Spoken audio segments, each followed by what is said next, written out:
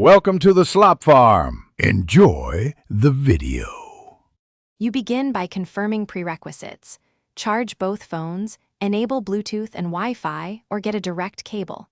Once done, open the phone's built-in migration tool or the official transfer app on both devices.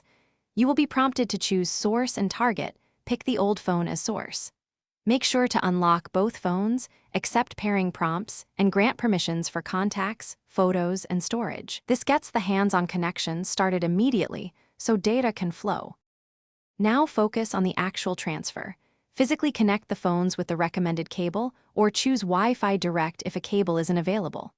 Once paired, select exactly what you want to move: apps, messages, contacts, photos, and system settings, because selected items determine time and space. Tap Start, monitor the progress indicator, and resist interrupting the connection.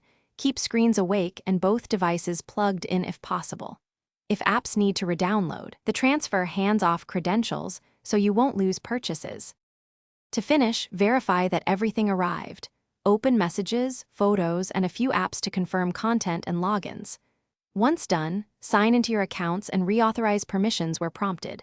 This completes app access and restores settings. If something's missing, make sure you didn't skip any categories, then run an incremental transfer or restore from a cloud backup.